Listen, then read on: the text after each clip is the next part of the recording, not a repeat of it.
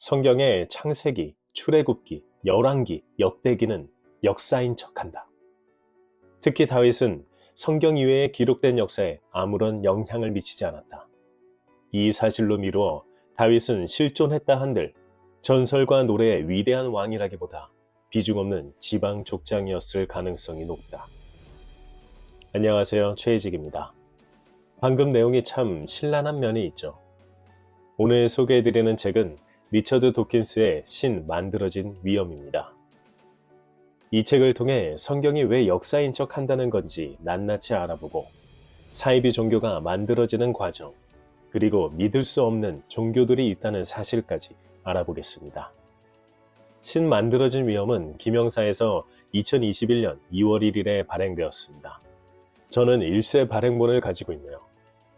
저자인 리처드 도킨스는 다윈 이후 가장 위대한 생물학자, 영국 프로스펙트가 뽑은 전 세계 최고 지성 1위, 과학과 철학을 넘나드는 다수의 명절을 통해 종교의 비합리성과 그것이 사회에 끼치는 악영향을 역설해 왔습니다. 대표적인 무신론자이기도 하기 때문에 책의 전반에 걸쳐 신은 존재하지 않음을 말하고 기존 종교에 대담한 도전장을 내밉니다. 저는 기독교를 믿었었고 현재는 무신론자입니다. 종교를 가지는 신념과 신앙에 대해 개인적으로 존경하는 마음을 가지고 있습니다. 그럼 시작하겠습니다. 첫 번째, 성경이 역사인 척을 하는 이유. 저자는 성경이 역사인 척을 하는 이유에 대해 이렇게 말합니다. 먼저 구약부터 살펴보죠. 창세기, 출애굽기, 레위기, 민수기, 신명기를 모세 오경이라고 부르는데요. 모세가 그 책들을 썼다고 전해지지만 진지한 학자라면 누구도 그렇게 생각하지 않는다고 합니다. 거기에 실제 역사라 부를 만한 것은 전혀 없다고 못을 박는데요. 이유는 이렇습니다. 구약은 유대 민족이 이집트의 포로로 끌려갔다가 약속의 땅으로 과감하게 탈출하는 이야기입니다. 약속의 땅은 이스라엘이었습니다. 그 땅은 너희에게 내가 준 땅이니 이미 살고 있는 부족들을 몰아내고 나라를 세우라고 하는데요.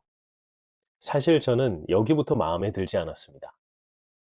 이미 살고 있던 인디언들을 내몰고 유럽인들이 아메리카 땅을 차지한 것과 뭐가 다를까요? 제 사담은 뒤로 하고 책의 내용을 마저 보죠.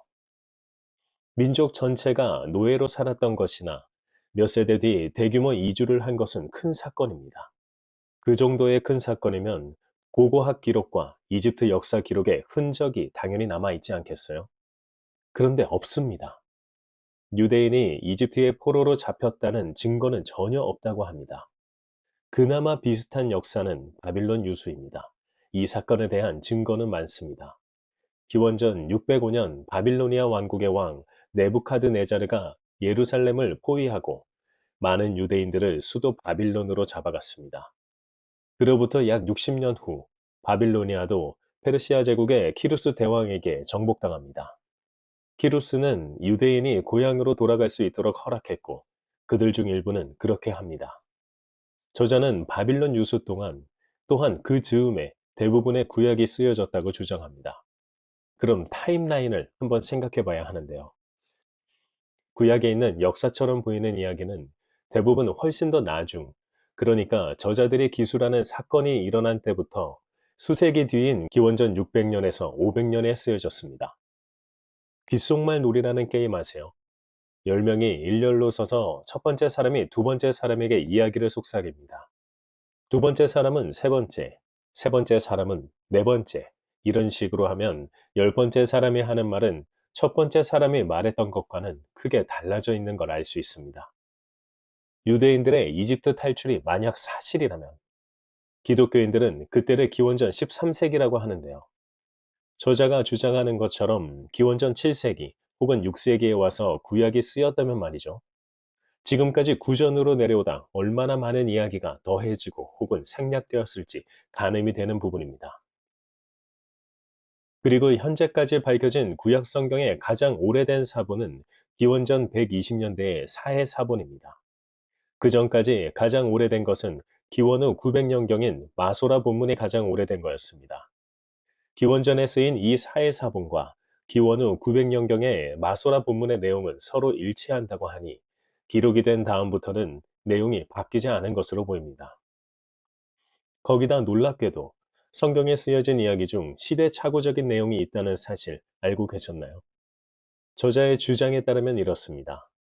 창세기에는 아브라함이 낙타를 소유했다고 합니다. 고고학 증거에 따르면 낙타는 아브라함이 죽었다고 추정되는 때로부터 수세기가 지난 뒤에 가축화되었습니다. 구약이 쓰였다고 추정하는 시기인 바빌론 유수 때 이미 낙타가 가축화되어 있었으니 이 점은 시대착오라는 거죠. 즉 구약을 쓴 사람이 아브라함 시절의 시대를 생각하고 쓴 게 아니라 본인이 살고 있는 현재 시점을 생각하고 썼다는 이야기입니다.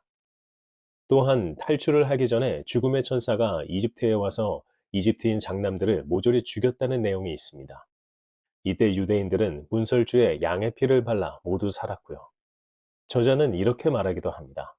그토록 현명하고 모든 것을 아는 신이라면 어디가 유대인의 집인지 식별이 되지 않았을까? 그리스도의 편지에도 나오죠. 최후의 만찬 때 본인의 가르침이 아니라 양의 피를 문설주에 바르는 피의 하나님 이야기를 하고 있는 제자들을 보고 실망했다고요. 물론 이 책도 픽션일 수 있죠. 그리스도의 편지나 신 만들어진 위험이나 모두 한 번쯤 진지하게 생각해 볼 수 있는 내용이기도 합니다. 저자는 놀랍게도 미국 인구의 절반이 성경에 나온 이야기들 대부분이 역사학적으로 나온 증거가 없는데도 불구하고 성경에 쓰여 있다는 이유로 역사라고 믿는다고 합니다. 또 역사인 척하는 대표적인 것은 노아의 방주 이야기라고 저자는 주장합니다.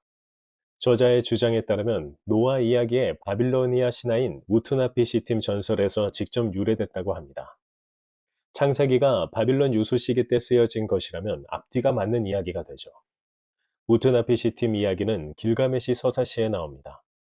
죽지 않는 방법을 찾아 여행을 떠난 길가메시는 여행길에서 우투나피시팀에게 들은 대홍수 이야기를 해줍니다.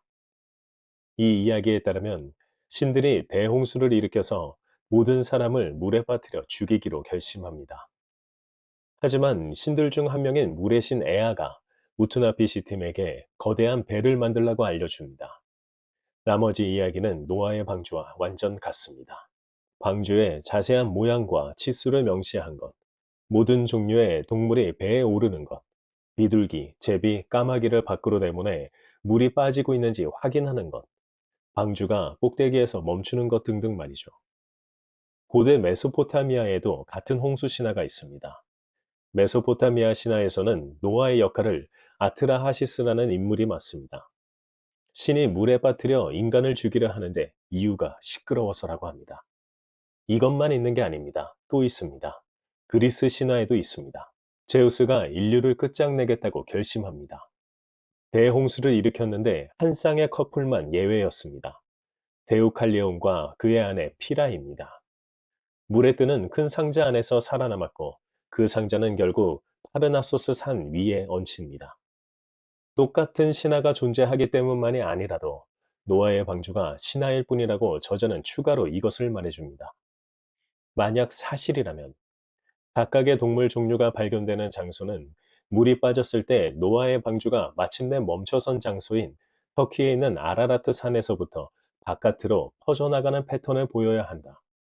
그런데 우리가 실제로 보는 모습은 각 대륙과 섬마다 그것만의 독특한 동물이 살고 있는 것이다. 남아메리카에는 개미핥기와 나무늘보가 살고 마다가스카르에는 여우 원숭이가 산다. 그럼 이들이 홍수가 끝난 뒤에 이 먼 지역으로 한 번에 이주해 왔을까? 터키의 아라라트 산이 있는 곳부터 남아메리카는 11,000km 떨어져 있죠. 그나마 가까운 마다가스카르는 6,500km입니다. 그들이 이 긴 거리를 이동하는 동안 자손도 없이 한 번에 왔다는 게 말이 안 된다는 거죠. 저자는 아예 이렇게 책에 명시했습니다. 아담과 이브 이야기, 노아와 방주 이야기는 역사가 아니다. 교양 있는 신학자들 가운데 그것을 역사라고 생각하는 사람은 아무도 없다. 세계 각지의 수많은 비슷한 이야기처럼 그 이야기들도 그야말로 신화다. 신화는 역사가 아니다. 여러분은 어떻게 생각하시나요? 오늘 이야기할 두 번째를 보죠. 두 번째를 하기 전에 언제나처럼 아주 짧게 알리의 사실을 하고 넘어가겠습니다. 마인드무비에 대해 질문 중 효과가 있나요? 하고 많이 해주십니다. 저는 이렇게 항상 말합니다. 효과는 본인의 마음먹기에 달린 것이고, 마인드무비는 심상화를 하기 위한 도구일 뿐이라고요. 저는 명상을 할 때 심상화가 매번 달라졌습니다. 마인드무비를 본 뒤로는 그 장면을 떠올리면 되기 때문에 심상화가 매우 잘 되고 있습니다. 효과라면 이것이 효과입니다. 심상화를 잘 하기 위한 도구로 생각해 주시면 됩니다. 감사합니다. 사이비 종교가 만들어지는 과정을 저자는 모르몬교를 예를 들어 말해줍니다. 모르몬교는 비교적 최근에 생긴 사이비 종교라고 합니다. 창시자는 뉴욕주 출신의 조지프 스미스라는 남성인데요. 1823년 모론이라는 천사가 자신 앞에 나타나 어디를 파면 고대 문자로 쓰인 금판들이 있는지 알려주었다고 주장합니다. 그는 자신이 그렇게 했으며 고대 이집트어를 영어로 번역했다고 합니다. 번역할 때는 마법의 모자 안에 든 마법의 돌에 도움을 받았다고 했습니다. 게다가 그는 사기꾼 전력까지 있다고 하는데요. 그럼에도 불구하고 모르몬교의 신도는 수백만 명에 이릅니다. 1844년 스미스가 살해당한 뒤 브리검 영이라는 지도자 밑에서 큰 규모의 신흥 종교로 성장합니다. 신도들을 이끌고 약속의 땅을 찾아가는 순례길에도 올랐는데 도착한 곳이 유타주였습니다. 현재 유타주는 모르몬교 교인들이 운영한다고 해도 과언이 아니라고 합니다. 유타주에 모르몬교를 믿는 사람이 55%가 되는 통계가 있긴 하네요. 미국인들은 유타 출신이면 모르몬교이고 귀찮고 고리타분한 흰둥이들이라는 선입견을 가지고 있을 정도라고 합니다. 현재 모르몬교는 예수 그리스도 후기 성도 교회라는 이름 아래 전 세계로 퍼져나가고 있습니다. 모르몬교의 창시자가 발견했다는 고대 문자 금판에는 아브라함의 생애와 이집트로의 여정을 기술한 책이라고 주장했습니다. 그 번역본을 발행했는데요. 지금까지 모르몬교가 그것을 계속 믿을 수 있었던 이유는 1871년에 원본인 파피루스 고문서를 보관하던 시카고 박물관에 불이 났을 때 그 문서가 사라진 줄 알았기 때문입니다. 그런데 사실 모두 파괴된 것은 아니었죠. 1966년 그중 일부가 재발견되었고 학자들이 해독한 결과는 놀라웠습니다. 과연 모르몬교의 창시자가 번역한 것과 일치했을까요? 학자들이 공동으로 문서를 제대로 번역했을 때 거기에 적힌 것이 전혀 다른 내용임이 밝혀졌습니다. 모르몬교의 창시자가 천사의 가르침으로 번역했다던 내용은 모두 날조라는 거죠. 이렇게 거짓임을 알고 있는데도 불구하고 모르몬교는 나날이 퍼져가는 중입니다. 저자는 이렇게 주장합니다. 나는 이것이 유년기 세뇌에 놀라운 힘을 보여주는 사례가 아닐까 생각한다. 특정 종교 속에서 성장한 사람들은 그것을 뿌리치는데 큰 어려움을 겪는다. 그리하여 자신의 종교를 다음 세대에 전한다. 그리고 이 과정이 반복된다. 후기 성도 교회는 현재 세계에서 가장 빠르게 성장하고 있는 종교 중 하나이다. 이걸 생각하면 예수가 죽고 나서 수십 년 동안 신문도 인터넷도 책도 없이 있는 건 오직 입에서 입으로 전해지는 가시뿐이던 그 옛날 그리스도 숭배가 어떻게 유행할 수 있었는지 짐작할 수 있을 것이다. 세 번째, 믿을 수 없는 종교들을 한번 살펴보죠.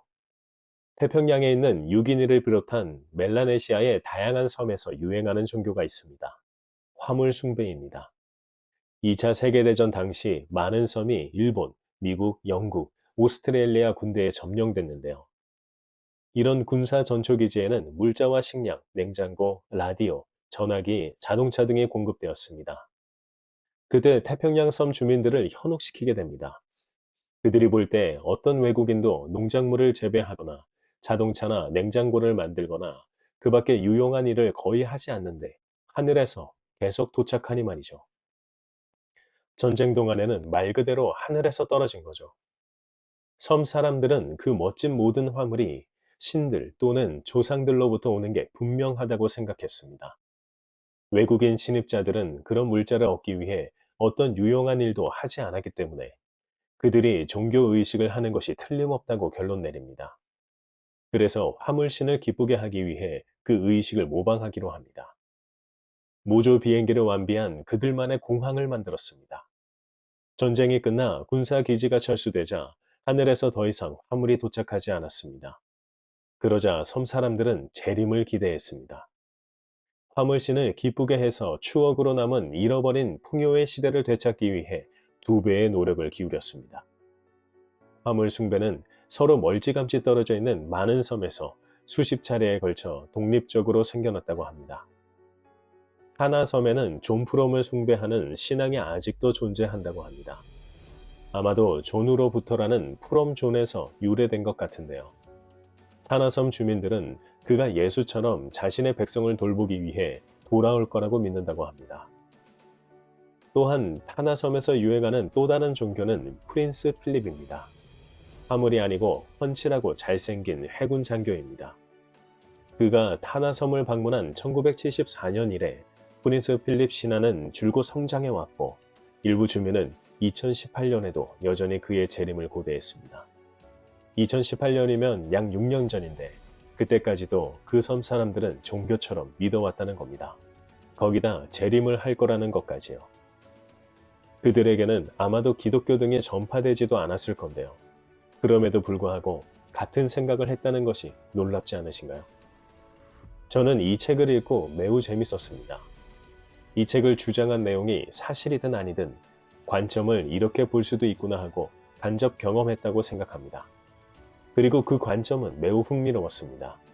무신론자가 된 저에겐 특히요.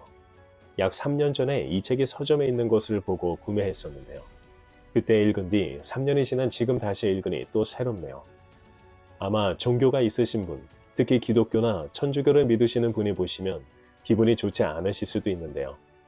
앞서 말드린 것처럼 종교인으로서 넓은 아량을 베풀어 주시길 바랍니다. 다음 편은 실리콘밸리 최고 ADHD 임상 전문가의 산만함을 극복하고 잠재력을 끌어내는 방법이 담긴 매우 산만한 사람들을 위한 집중력 연습입니다. 이 책은 부키 출판사에서 저에게 협찬을 해주셨는데요. 내용이 너무 좋고 재밌어서 여러분에게도 소개하고 싶어 만들 예정입니다. 많이 기대해 주세요.